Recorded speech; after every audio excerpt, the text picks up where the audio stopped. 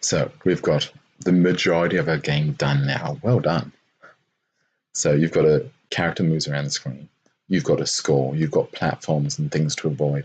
You've got balloons to get the points, and they disappear and then come back again after a random time.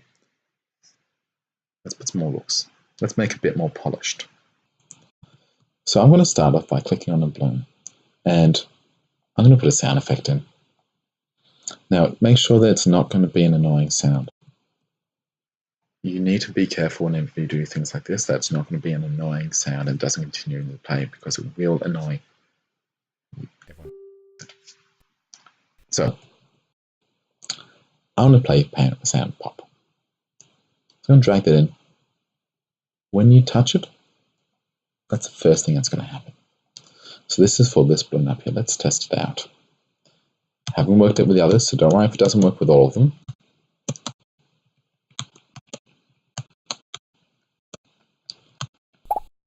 There we go. Now this balloon will always pop. 2 for 1. Now, I don't know about you, but actually it looks very plain. It's always the same color.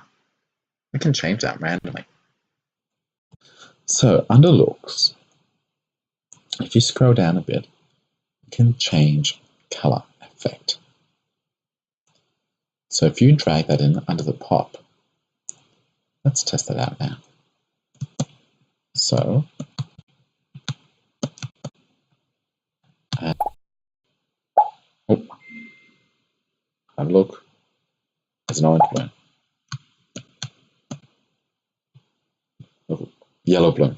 So every time it pops back in, every time it comes back in, it's changing color. So it looks like it's a different balloon. It's not much, but it's a really good thing to have. Now we need to throw those two into all the other balloons. So again, click on balloon 2. We want to put sound, play popping. We're going to throw that in under the touching the bat, and under motion, the purple looks. We're going to change color effect by 25. Now, there is one downside. This it will go through the same sequence for the colors. You can stop this by making it a random number. Now, to do that, you can go to the green operations and pick random 1, 2, 25. Probably best to start with a bigger number than 1. And that way, it will change a different one each time.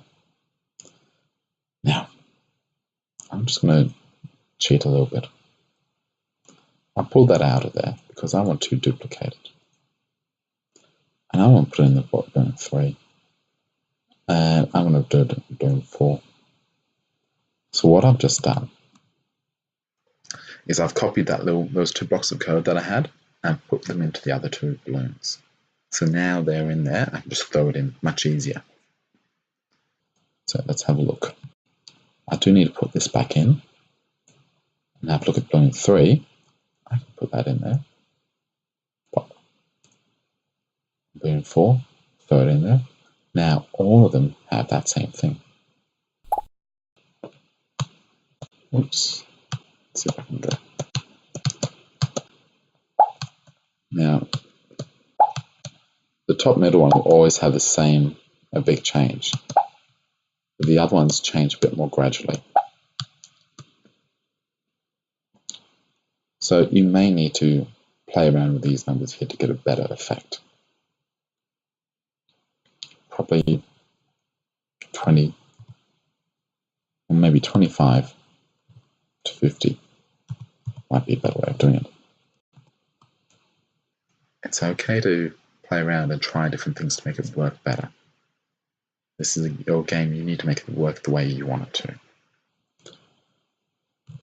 Now, the next thing I'll do is click the timer. So let's click on the bat.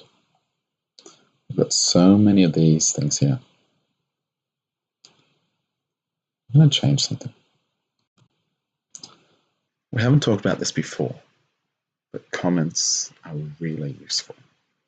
It tells someone looking at your code what this bit's about, why you're doing it like that. Now, generally, you don't need to if you're just doing very small things.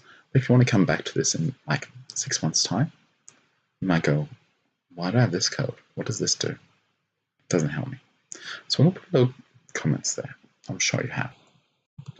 So this here, well, let's look at the gravity one. Right mouse click on where you want the comment to start. You can press add comment. See how this bit here? Pulls sprite to the bottom of the screen. Now, this comments don't actually do anything. They're there for you, the programmer, to read. So you can look at it again later. So you can write whatever you want here, but this is there telling you what it's doing. It's a really good idea to have comments on your code. So I'm going to add comments to my code here.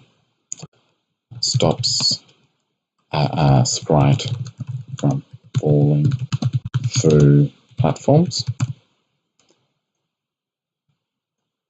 Scroll down a bit. This one.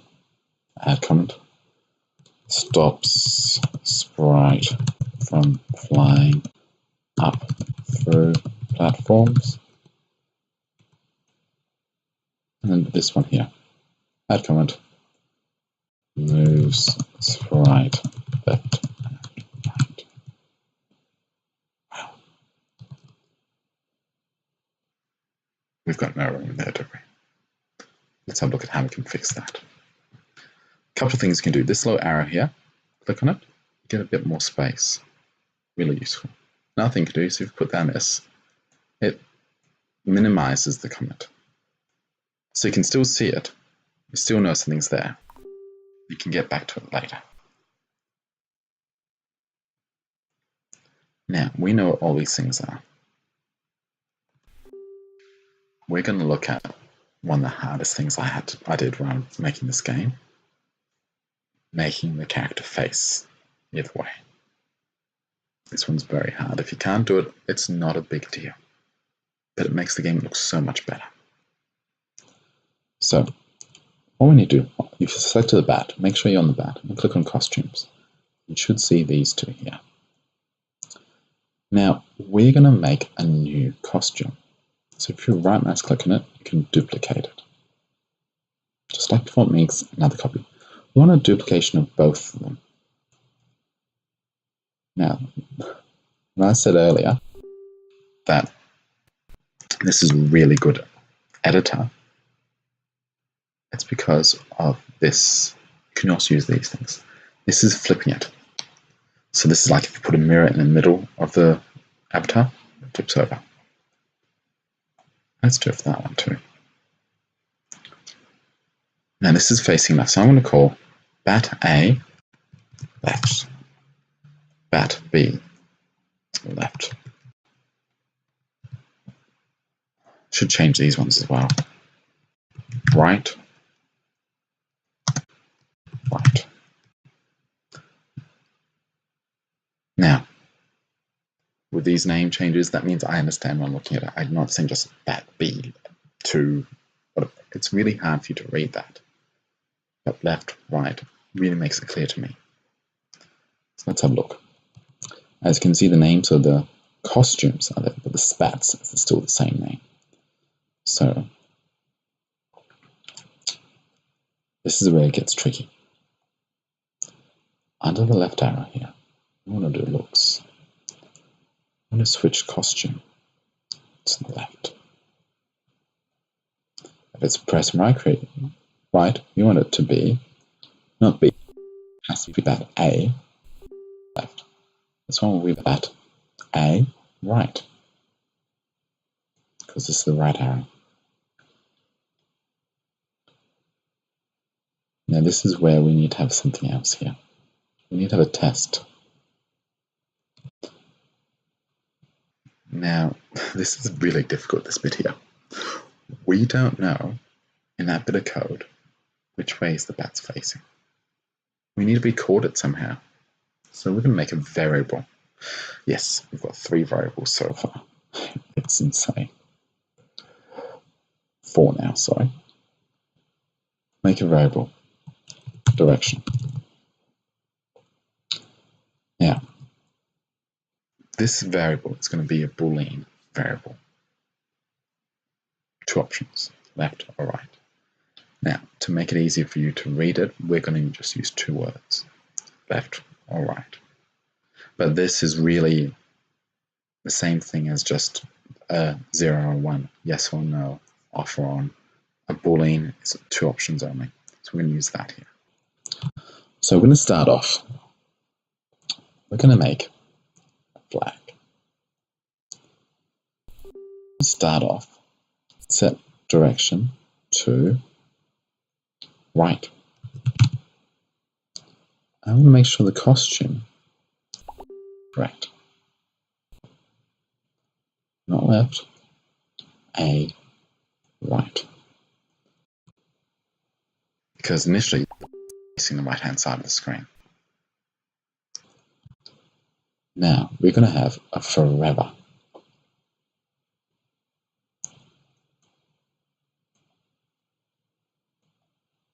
Now we're going to, in this forever, we want an if then else because it's got 2 options. So if the left key is pressed, or if the, sorry, we don't want if then else, we want 2 if statements. Just getting ahead of myself there. If the left key is pressed, or if the right key is pressed. Now if the left arrow key is pressed, we're going to set direction to left. I'm going to use all lowercase. We have to be precise here. If you just use all lowercase and then sometimes you uppercase for the L, it will change what it's looking at. You need to make sure it's always the same. So we're going to just use all lowercase for this. Okay, and then set direction to right for the right arrow. Now this is, that bit of code is like writing down on the board, I'm facing left. Oh, I'm facing right. Left. It's keeping a record of what way your character's facing. So down here, this bit is really important. I want 2 copies of it.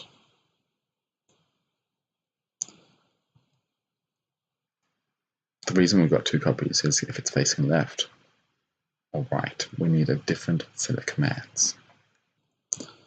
So, if, then or else. Now, if direction is equal to something, equals under the operators, the green ones. This is testing if something is the same. If equals left, notice that it's the exact same spelling here. A lot of times I've had problems with my code. That's because I've done a spelling mistake in something like this. 1 character off, or I put the T and the F the wrong way around. Little things like that are very annoying. Make sure I keep an eye out for them. So you've got left, otherwise right. So if, like this, we want it to be left. Sorry, this is the B, the flapping, and then A, left. Otherwise, we want it to be B right, which is the wings down, and then A right, back to the wings being normal. Throw that in there. This should work. Now, this is really hard to see right now. Let's make it full screen. Put the flag on. Oops, on the fly. Well, this is a good test. Oh. And there we go. The bat's flying left and facing left. Bat's facing right, facing right. Got it. So now you've got a fully fledged game with the character facing either way. We have another video where we're looking at making it a bit more of a challenge.